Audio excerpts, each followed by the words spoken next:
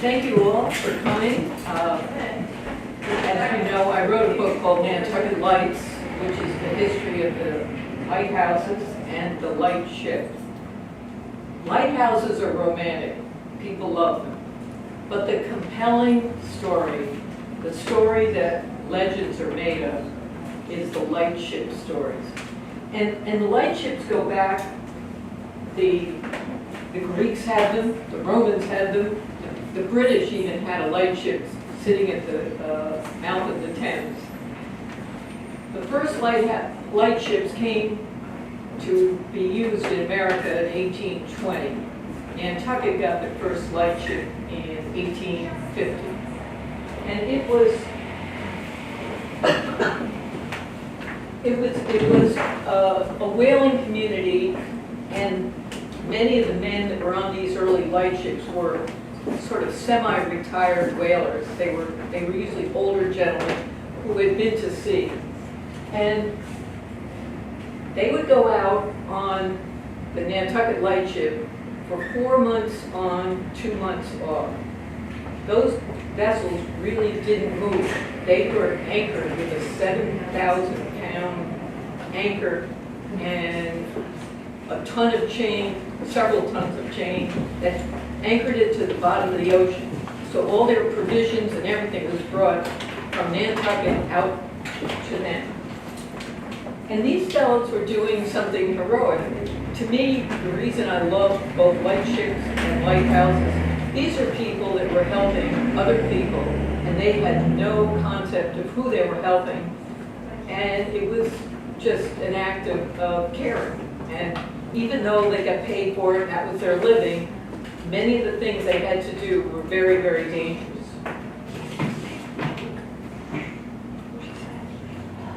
The Nantucket Lightship is an icon. It's famous. People who were on bigger vessels, sailors, whatever, they came to know the Nantucket Lightship, and it was positioned in harm's way. Unlike the average sailor, you don't want to be in harm's way, but you put the lightship where harm's way would be.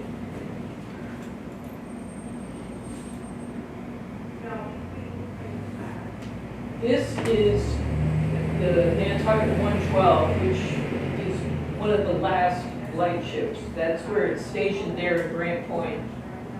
It was a beautiful sight to see. I think today they might have trouble getting it down the channel. Up until the early 1800s, the vessels were not that large. By the middle of the 1800s, the sea channel pretty much went from Boston to New York to Jamaica. The timber that built the majority of homes in America came out of the state of Maine. It came to Boston, and they had to go on the outside. In other words, they had to go outside of the Cape, and they had to go where the Nantucket shoals pretty much paralleled the sea channel. The danger became, as time went on, that the ships got larger and larger. And this little boat is sitting, this little vessel is sitting in the fog. It's 104 feet long. Fog distorts sound, so the rest, of course, is history. They were often hit. Nantucket is 200 miles due west of New York, which doesn't seem like it when you're driving up it, but that's the way it is. So this is actually taken in New Bedford or Fairhaven. So the first boat they took an old whaling ship and put some lights on it. Now all those lights had to be taken down, they had to be cleaned. They were using things like kerosene derivative. And if you didn't clean the light, obviously it wasn't visible. Hanging in the middle was a foghorn. This is one of the later, there it's more evident. They couldn't really put the lights any higher than 25 feet above the deck. because it would make the vessel top heavy. Here's a guy, he's up there, he's cleaning. Now, if you can picture the analogy, if any of you play tennis, picture a tennis ball bobbing in the water. And that's what life on the Lightship was like. It's like living on a tennis ball. And I've been on the Nantucket Lightship. If any of you get a chance, it's worth going on. Number one is there's no air. It's noisy. The early ones were moved by sail, but the later ones were diesel engines. And they generally had a crew of 10. So you picture a 104-foot vessel with 10 people on it. That's pretty crowded. This is the Olympic.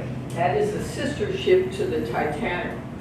And so as these vessels got bigger, they became the challenge. And eventually, that vessel collided with the Nantucket. In a sense, it created the death knell of the Lightship because the sick joke is that the captain of the Olympic, who was a fellow with a heavy German accent, said, yes, we hit her right on the U. In other words, the side of the boat spelled Nantucket, and they hit the letter U. About 6 men died. If you ever go to New Bedford, Mass., there is a monument to them. The White Star Line owned the Olympic. It led to the bankruptcy, actually, of the White Star Line. And they ended up giving about $500,000, which was huge money at that time, that compensated the men who died. And then they built that the 112, which is the earlier vessel I showed. This is the engine rooms here. And when I went on the Nantucket, that ship I went on, and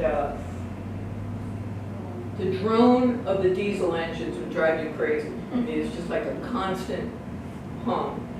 When they're out on the shoals, the 2/3 of the year is fog. So 2/3 of the year, the horn blasts every few seconds. A friend of mine on island, Dick Mack, he's a docent at the Shipwreck Museum, and Dick served in the Coast Guard. And he said they learned to speak in cadence. So when the horn blew, they'd stop, and they got their few words in, and the horn blew again. And that would go on for 3 and 4 days at a time. I would think few people could have endured that. So this is the building of the 112 when it was under construction. They tried to make this vessel safer. They had hatches, they had bells, they had everything, they had bells and whistles. But at the same time, the ships were getting larger. So it was a losing battle. This is, the mess room is tiny. You see the Chesterfield end. That's the bunks. And almost to the point where you have to be tied to the vessel. Now, at the turn of the century, a gentleman named Marconi, who you've all heard of, he was hired by the New York Herald Tribune to cover the America's Cup. And nobody had ever had any kind of communication. As luck would have it, there was no wind for about 4 days. So he was on some sort of a vessel, and he used some form of very primitive wireless to tell the New York Times no race was the headlines of the Herald Tribune. This went on, and it created a groundswell of enthusiasm. People were waiting for the race to come. Fast forward, he comes up to Nantucket. He goes to Sconset. When you go out Milestone Road, they just refurbished the house. As you get into the town on the right, there's a little house. It's that house. And he created, and for the covering of the America's Cup, he actually won the Nobel Prize for that. And so he came to Nantucket, and there's a big pole back there. Literally, they brought this thing in barges. They floated it from somewhere to here, carried it through town, and it was like 2 huge telephone poles on top of each other. And so he ended up having the first communication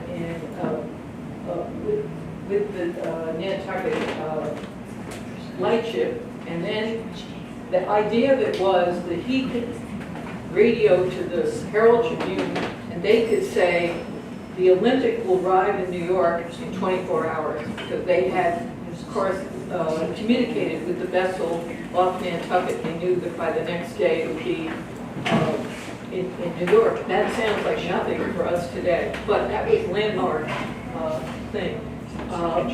David Sarnoff, ironically, who was the founder of RCA, actually was his assistant, and then left and went to New York, and that part is history. This is the job was boring. This is there's nothing to do there.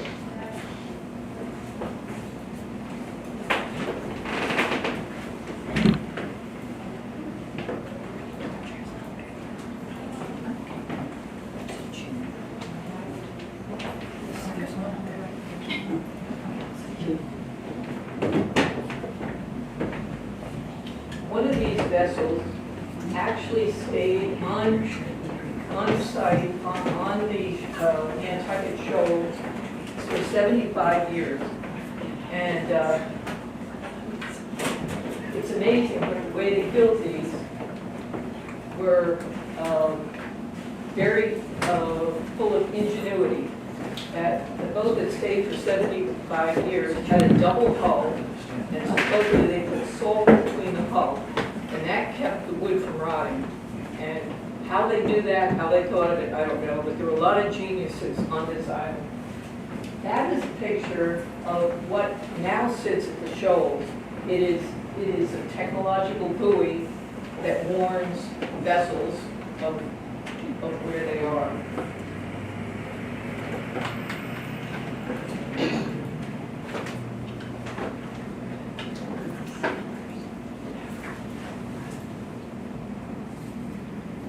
This led people to do something, because life was boring, and it led to the beginning of the Lightship.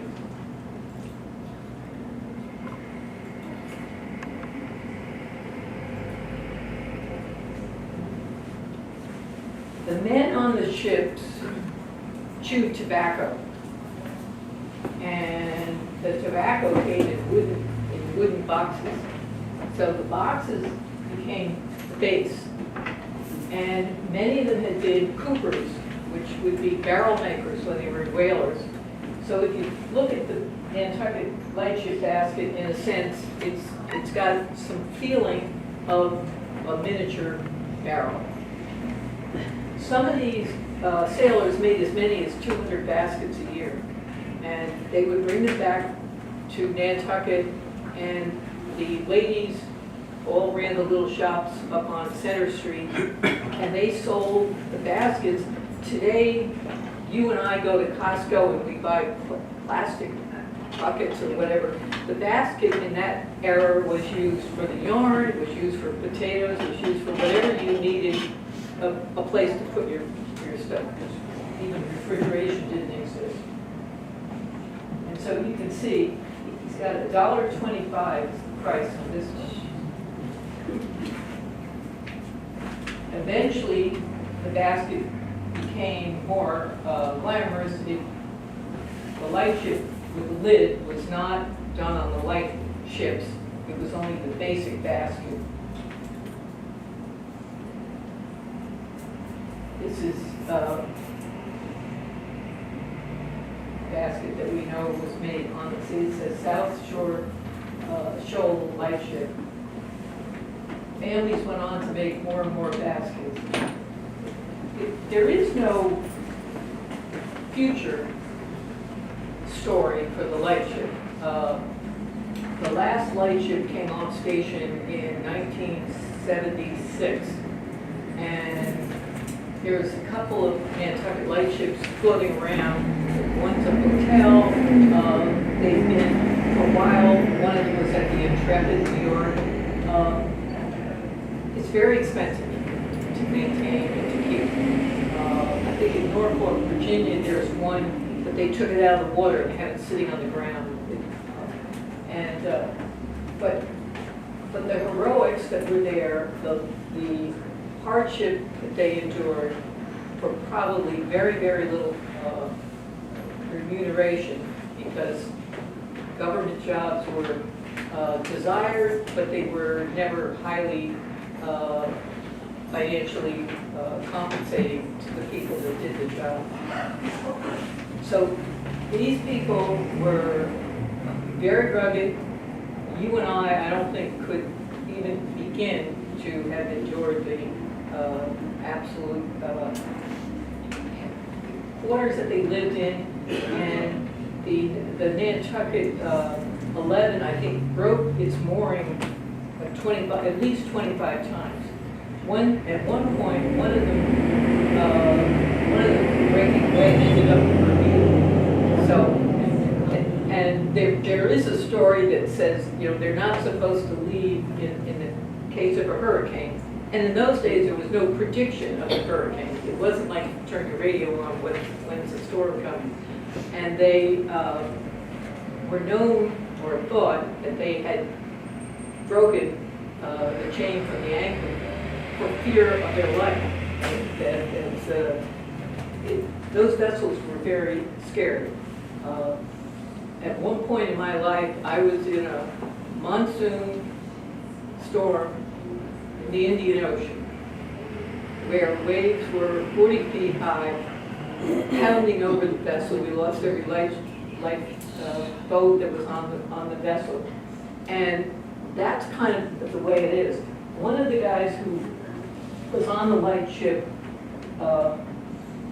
in later years, but he says it can be very dull, and he talks about the fog, how horrible that was. And then he says feeding the crew during heavy weather was a real problem for the cook, even with what they call fiddles. Fiddles is like a little ridge to hold the dishes on the table. The food would go flying all over the place.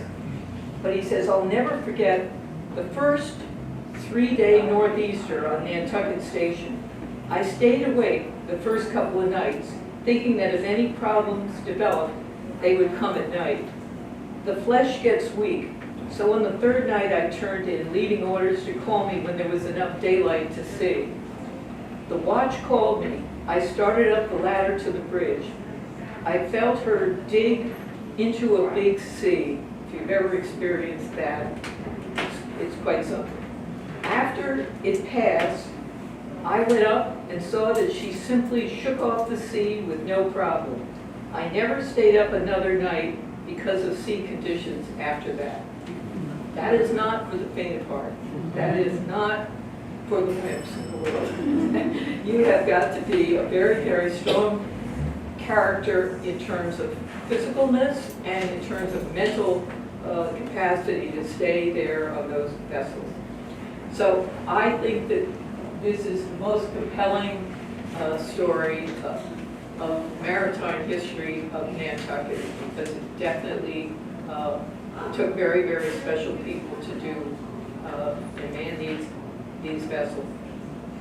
So anybody have any questions? I'm happy to answer. Yeah.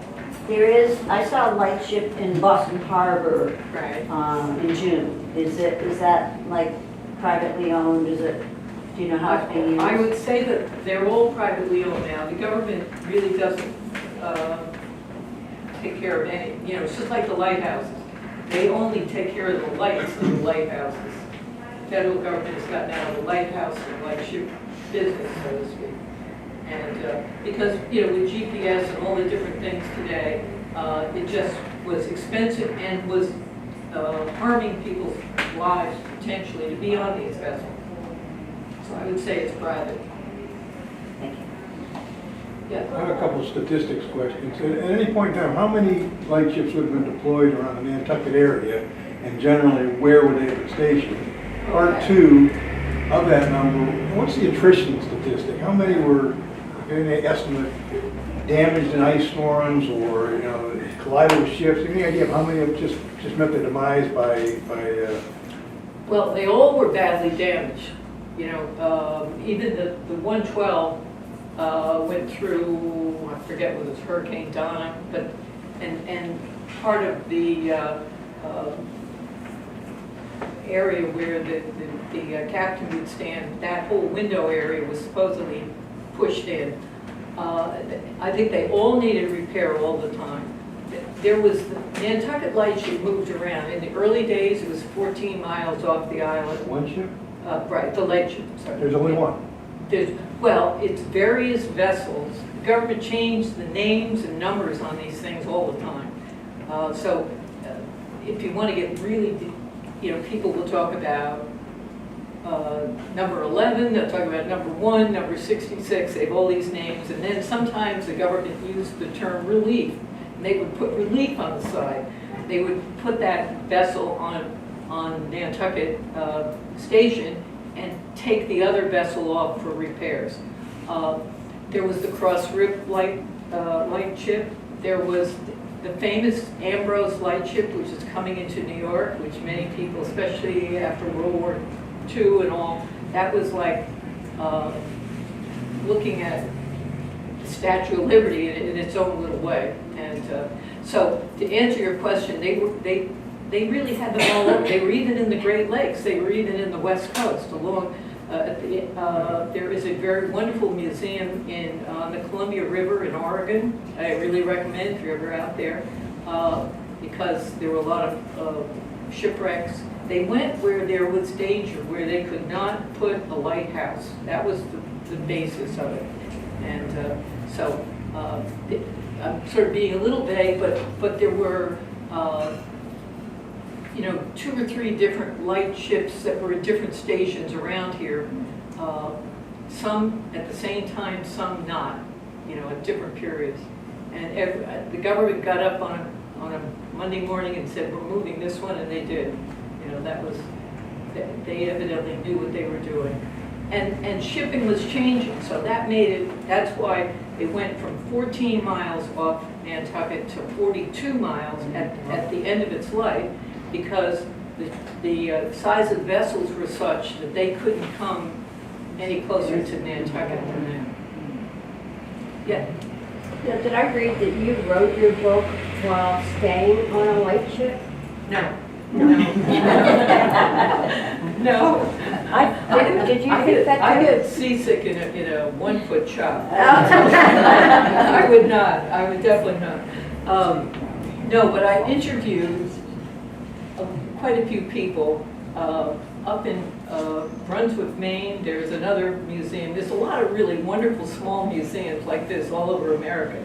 And the fellow up there, his last name was Black, he'd been on the Lightship. It almost becomes like a fraternity among these guys.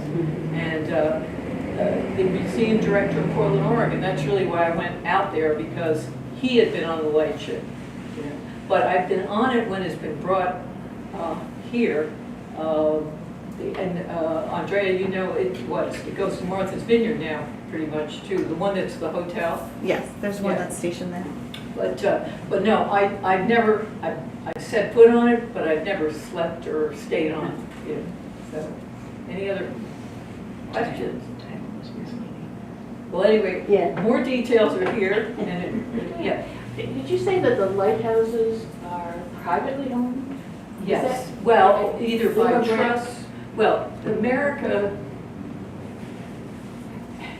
ran into the conflict of the cost of keeping all the lighthouses, and the lighthouse service and the lightship service, they all eventually became the Coast Guard.